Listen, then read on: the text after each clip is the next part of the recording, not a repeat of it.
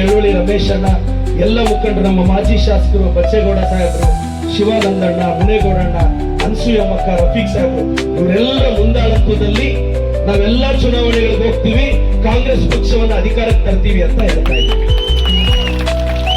ಕೆರೆಸಂದ್ರಕ್ಕೆ 20-25 ವರ್ಷ ಆಗಿತ್ತಣ್ಣ ರೋಡ್ ಹಾಕಿ. ನಾನು ಆ ರೋಡು ಇನ್ನೂ ವೈಡ್ ಮಾಡಬೇಕಾಗಿತ್ತು. ಆ ಟೆಂಟ್ ಹತ್ರ ಇಲ್ಲ, ಬಡವ್ರ ಮನೆ ಒಡೆಯೋದ್ ಬೇಡ ಅಂತೇಳಿ ಯಾರಿಗೂ ತೊಂದರೆ ಆಗ್ತಂದು ರೋಡ್ ಹಾಕಿ, ಒಳ್ಳೆ ಲೈಟ್ಸ್ ಹಾಕಿ, ಒಂದ್ 4 ಕೋಟಿ ರೂಪಾಯಿ ಕ್ರಾಸ್ ಇಂದ ಊರ್ದು ರೋಡ್ ಹಾಕ್ಸಿದೀನಿ. ಅದು ಸ್ವಲ್ಪ ಅದು ವೈಟ್ ಮಾಡೋದ ಬೇಡವಾ ಅನ್ನೋದಕ್ಕೆ ಒಂದು 6 ತಿಂಗಳು ಡಿಲೇ ಆಯ್ತು. ಆದ್ರೆ ನಮ್ಮೂರವ್ರಿಗೆ ಯಾರಿಗೂ ತೊಂದರೆ ಆಗ್ಬಾರ್ದು ಅಂತ ಸರ್ಕಾರದಲ್ಲಿ ಒಪ್ಪಿಸಿ ಮಾಡಿದೀನಿ. ಈಗ ಇಲ್ಲಿಂದ ಚಿಕ್ಕಬಳ್ಳಾಪುರ ನನ್ನ ಕ್ಷೇತ್ರದ ಬಾರ್ಡರ್ವರೆಗೂ, ಅಂದ್ರೆ ರೇಣಮಕ್ಕಳ್ಳಿ ಬಾರ್ಡರ್ವರೆಗೂ 5.5 ಕಿಲೋಮೀಟರ್ ಈ ರೋಡ್ 2 ಲೇಯರ್ ಆಗುತ್ತಣ. ನನಗೆ ಮತ್ತೆ 5 ವರ್ಷ ಮೇಂಟೆನೆನ್ಸ್ ಕಾಂಟ್ರಾಕ್ಟರ್ಗೆ ಕೊಟ್ಟಿದ್ದೀವಿ. ಒಂದು ಗುಣಿ ಬಿದ್ರು ಆತನ ಜವಾಬ್ದಾರಿ. ಈ 2 ರಸ್ತೆಗೆ 10 ಕೋಟಿ ತಂದಿದ್ದೀವಿ. 2033ಕ್ಕೆ ಚಿಕ್ಕಬಳ್ಳಾಪುರಕ್ಕೆ ಮೆಟ್ರೋ ಬರುತ್ತೆ. ನನ್ನ ಮೇಲೆ ನಂಬಿಕೆ ಇಡಿ. ಇನ್ನು 10 ವರ್ಷದಲ್ಲಿ ಪೆರೇಸಂದ್ರನ ತಾಲೂಕು ಮಾಡ್ತಿರ್ತೀನಿ. ಪೆರೇಸಂದ್ರನ ತಾಲೂಕು ಮಾಡಬೇಕು ಅನ್ನೋದೇ ನನ್ನ ಕನಸು. ತಾಲೂಕು ಮಾಡಕ್ಕೆ ಅದೊಂದು ಪ್ರೋಸೆಸ್ ಇರುತ್ತೆ. ಹಿಂಗ ಪೊದೆ ಅಂಡ್ಲಕ್ಕೆ ಪೆರೇಸಂದ್ರ ತಾಲೂಕು ಶಾಸಕನು ಈ ಜಮೀನು ಮುಂಚೆ ಈಗ ಅಣ್ಣ, ನನಗೆ ನೀವು ನನ್ನನ್ನು 30 ವರ್ಷದಿಂದ ನೋಡಿದ್ದೀರಾ. ನನಗೆ ಇವತ್ತಿಗೂ ರಾಜಕಾರಣ ಗೊತ್ತಿಲ್ಲ. ಒಳ್ಳೇದ್ ಮಾಡ್ಕೊಂಡು ಹೋಗಿದ್ದೀನಿ. ಕಮ್ಗಾನಹಳ್ಳಿ ಊರೂರೇ ನನ್ನ ವಿರುದ್ಧ ಇತ್ತು. ಆದ್ರೂ 10 ವರ್ಷ ಅದಕ್ಕೆ ಯಾರು ರೋಡ್ ಹಾಕಿರ್ಲಿಲ್ಲ. ನಾನು ಗೆದ್ದಿದ ತಕ್ಷಣ 1 ಕಿಲೋಮೀಟರ್ ರೋಡ್ ಹಾಕಿಸ್ತೆ. ಮನ್ಸಲ್ಲಿ ಏನಾದ್ರು ಇಟ್ಕೊಂಡಿದ್ರೆ ಹಾಕಿಸ್ತಿದ್ದೇನಲ್ಲ. ಕಮ್ಗಾನಹಳ್ಳಿ ಊರೂರೇ ನನ್ನ ವಿರುದ್ಧ ಇತ್ತು.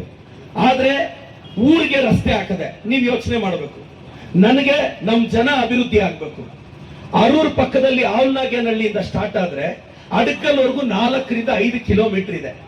ಇವತ್ತು ಆ ಭಾಗದ ಹಳ್ಳಿಗಳೆಲ್ಲ ಪಾಪ 10 ವರ್ಷದಿಂದ ಅವ್ರ ಮೇಲೆ ಕಾಳಜಿ ಇದ್ದಿದ್ರೆ ಒಂದು ರಸ್ತೆ ಆಗ್ಬೇಕಾಗಿತ್ತು. ನಿಮ್ ತೋಟಗಳಿಗೆ ಅನುಕೂಲ ಆಗೋದು, ಟ್ರ್ಯಾಕ್ಟರ್ ಹೋದ್ರೆ ಬೆಳೆಗೆ ಅನುಕೂಲ ಆಗೋದು. ಇವತ್ತ 4 ಕೋಟಿಗೆ ಎಸ್ಟಿಮೇಟ್ ಮಾಡಿದೀನಿ. 2-2.5 ಕೋಟಿಯಲ್ಲಿ ಆವಲ್ನಾಗೇನಹಳ್ಳಿಯಿಂದ ಸ್ಟಾರ್ಟ್ ಮಾಡಿ ಅಡಕಲ್ವರೆಗೂ ರೋಡ್ ಇನ್ನೊಂದು 3-4 ತಿಂಗಳ ಕೆಲಸ ಸ್ಟಾರ್ಟ್ ಮಾಡ್ತಿದ್ದೀನಿ. ಅರೂರ್ ಜನಕ್ಕೆ ಅನುಕೂಲ ಆಗ್ಬೇಕು.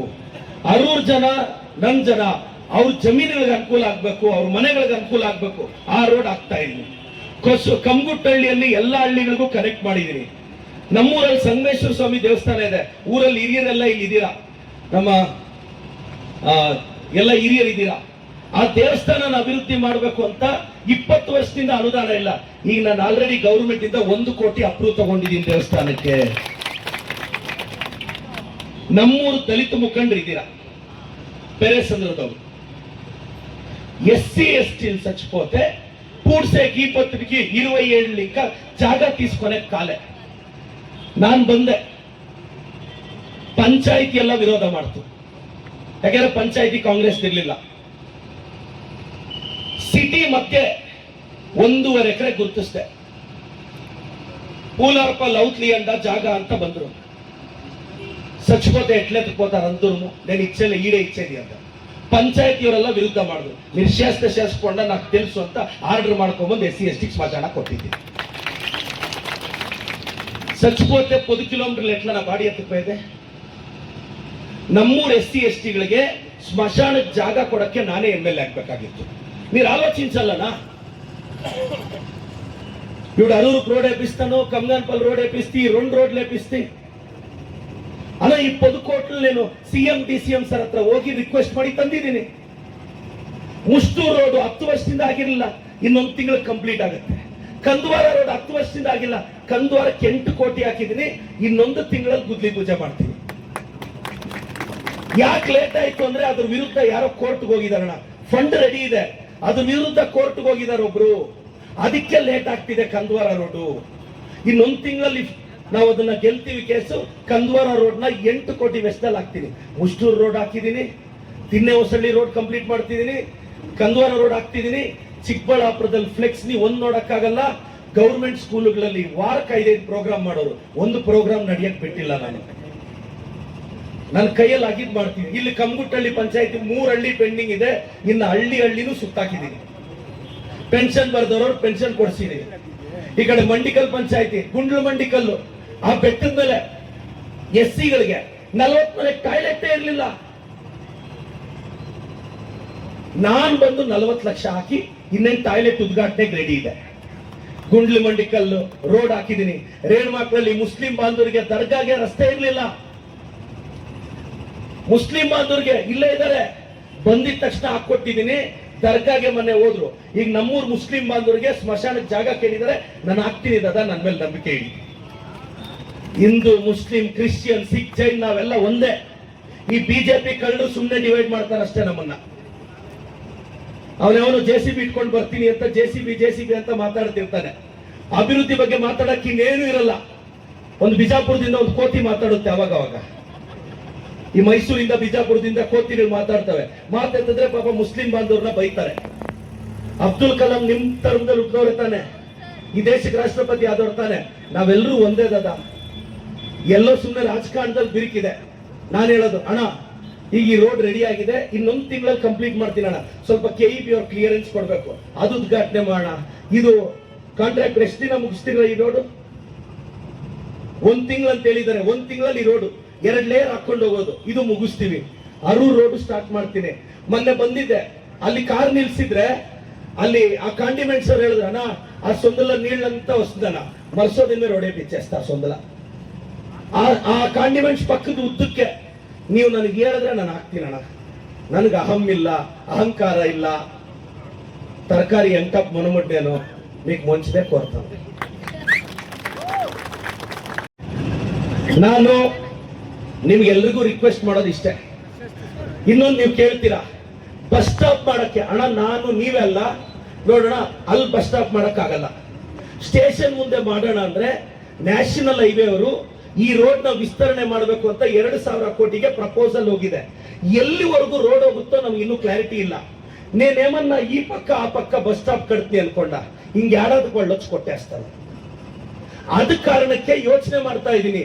ಅವ್ರು ಎಲ್ಲಿವರೆಗೂ ಮಾರ್ಕ್ ಹಾಕ್ತಾರೋ, ಮಾರ್ಕ್ ಹಾಕಿದ್ಮೇಲೆ 5 ಅಲ್ಲ 10 ಕೋಟಿ ತಂದು ಮಂಡಿಕಲ್ ಬಸ್ ಸ್ಟಾಪ್ ಕಿನ್ನ ಬಾಕ್ಸ್ತಾರೆ. ಬಟ್ ಇವಾಗ APMC ಮಾರ್ಕೆಟ್ ಮೇಲೆ ಮಾಡೋಣ ಬಸ್ ಸ್ಟಾಪ್ ಅಂದ್ರೆ ಒಳಕ್ ಹೋದ್ ಬಸ್ಸಸ್ ಬರೋದು ಕಷ್ಟ. ಅದಕ್ಕೆ ಯೋಚನೆ ಮಾಡ್ತಿದೀವಣ್ಣ.